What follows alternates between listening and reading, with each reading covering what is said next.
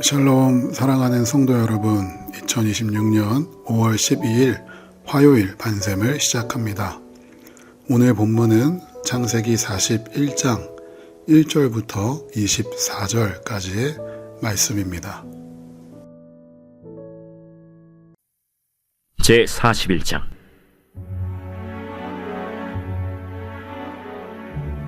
만 2년 후에 바로가 꿈을 꾼즉 자기가 나일 강가에 서 있는데 보니 아름답고 살진 7 암소가 강가에서 올라와 갈밭에서 뜯어먹고 그 뒤에 또 흉하고 파리한 다른 7 암소가 나일 강가에서 올라와 그 소와 함께 나일 강가에 서 있더니 그 흉하고 파리한 소가 그 아름답고 살진 7 소를 먹은지라. 바로가 곧 깨었다가 다시 잠이 들어 꿈을 꾸니 한 줄기에 무성하고 충실한 7 이삭이 나오고 그 후에 또 가늘고 동풍에 마른 7 이삭이 나오더니 그 가는 7 이삭이 무성하고 충실한 7 이삭을 삼킨지라. 바로가 깬즉 꿈이라. 아침에 그의 마음이 번민하여 사람을 보내어 애굽의 점술가와 현인들을 모두 불러 그들에게 그의 꿈을 말하였으나 그것을 바로에게 해석하는 자가 없었더라. 술 맡은 관원장이 바로에게 말하여 이르되, 내가 오늘 내 죄를 기억하나이다. 바로께서 종들에게 놓아사 나와 떡 굽는 관원장을 친위대장의 집에 가두셨을 때 나와 그가 하룻밤에 꿈을 꾼즉 각기 뜻이 있는 꿈이라.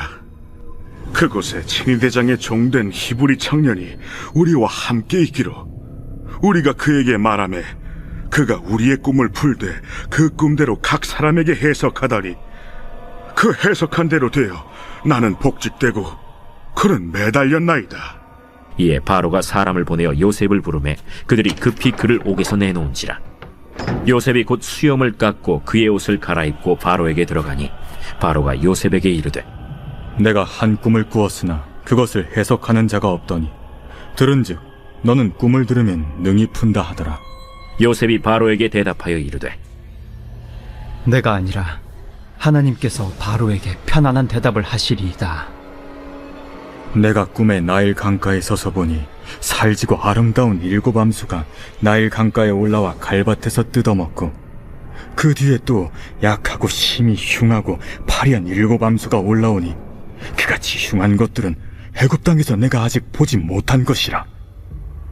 그 파리하고 흉한 수가 처음에 7 살진 소를 먹었으나 먹은 듯 하지 아니하고 여전히 흉하더라. 내가 곧 깨었다가 다시 꿈에 보니 한 줄기에 무성하고 충실한 7 이삭이 나오고 그 후에 또 가늘고 동풍에 마른 7 이삭이 나더니 그 가는 이삭이 좋은 7 이삭을 삼키더라. 내가 그 꿈을 점술가에게 말하였으나 그것을 내게 풀이해주는 자가 없느니라. 오늘은 최고의 타이밍이라는 제목으로 함께 말씀 나누겠습니다. 점쟁이를 찾아가는 크리스찬의 비율이 30%라고 합니다. 10명의 성도가 있으면 그 중에 3명이 점집에 가서 미래를 점치고 사주팔자를 본다는 뜻입니다. 꽤나 충격적이었습니다. 요즘 길거리를 다니면 젊은이들이 줄을 서 있습니다. 맛집인가 싶어 보면 타로 점집, 궁합 봐주고 사주팔자 봐주는 점집들에 수많은 젊은이들이 줄을 서 있습니다. 도대체 왜 그럴까요? 이 미래를 알고 싶은 인간의 본능입니다.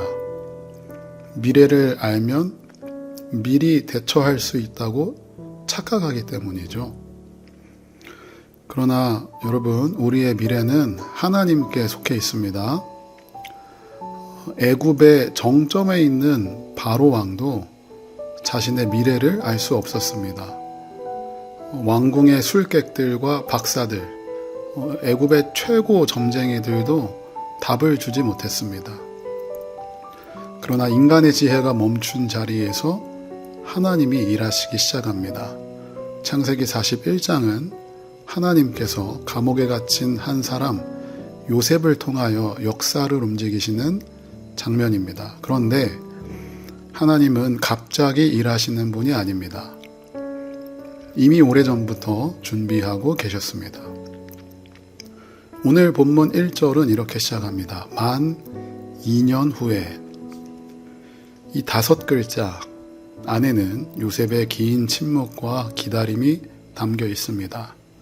요셉은 억울하게 감옥에 갇혔습니다. 술 맡은 관원장은 분명히 요셉에게 약속했습니다. 당신을 기억하겠다고. 그러나 그는 요셉을 잊었습니다. 그리고 2년이 흘렀습니다. 성경은 때때로 우리 인생에서 가장 아픈 시간을 아주 짧게 기록합니다. 그러나 그 짧은 문장 안에는 이루 말할 수 없는 눈물과 기도가 담겨 있습니다. 요셉은 속절없이 기다렸습니다. 기도해도 문이 열리지 않고 억울함이 풀리지 않고 상황이 바뀌지 않는 시간을 지나갔습니다. 그런데 하나님은 침묵하시는 것처럼 보여도 결코 일하지 않으시는 분이 아닙니다. 하나님은 보이지 않는 곳에서 시간을 준비하십니다. 더디고 돌아가는 듯 보일지라도 하나님에게는 그것이 가장 빠르고 가장 효율적이며 가장 지혜로운 방법입니다.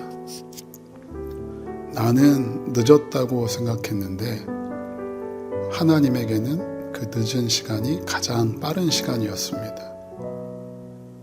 나에게는 비효율적인 시간이라고 생각했는데 하나님에게는 너무나 필요하고 정확한 시간이었습니다.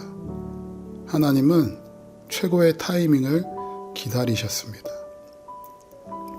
요셉은 감옥에서 실패자가 된 것이 아니라 하나님의 때를 준비하고 있었습니다. 우리가 주님 안에 있다면 우리의 모든 단 한순간도 헛되지 않다는 것을 기억하시기 바랍니다. 어느 날 바로가 꿈을 꿉니다. 2번의 꿈을 꾸고 자신의 모든 권력으로도 감당하지 못한 채 근심에 빠집니다. 그 나라에서 제일 지혜롭다는 자들도 모두 이 꿈 앞에서는 무기력할 뿐입니다. 바로는 왕이었지만 두려웠습니다. 권력이 있어도 잠을 이루지 못합니다. 높은 자리에 올라가서 모든 것을 손에 쥐어도 설명할 수 없는 불안이 있습니다. 본문 8절은 이렇게 말합니다. 아침에 그의 마음이 번민하여 사람을 보내어 애굽의 점술가와 현인들을 모두 불러 그들에게 그의 꿈을 말하였으나 그것을 바로에게 해석하는 자가 없었더라. 여기서 번민하다라는 표현은 원어로 보면 영이 흔들리고 소란해지는 상태를 말합니다. 마음의 깊은 곳이 무너지는 것입니다. 세상은 강해 보이는 사람들을 부러워하지만 하나님 없이 사는 인생의 내면은 흔들릴 수밖에 없습니다. 바로는 애굽의 술객과 박사들을 다 부릅니다. 그러나 아무도 해석하지 못합니다. 이 꿈은 하나님의 메시지였기 때문입니다. 그때 술 맡은 간원장이 요셉을 기억합니다. 참 아이러니합니다. 요셉은 잊혀졌다고 생각했지만 하나님은 잊지 않으셨습니다. 사람이 나를 기억하지 않아도 괜찮습니다. 하나님이 기억하시면 됩니다. 그리고 중요한 사실은 하나님은 단번에 요셉을 높이시기 전에 먼저 낮추셨다는 사실입니다. 감옥은 요셉에게 낭비의 시간이 아니었습니다. 그곳에서 그는 기다림을 배웠고 교만이 깎였고 하나님만 의지하는 법을 배웠습니다. 높이 올라가는 것보다 더 중요한 것은 올라갔을 때 무너지지 않는 사람으로 준비되는 것입니다.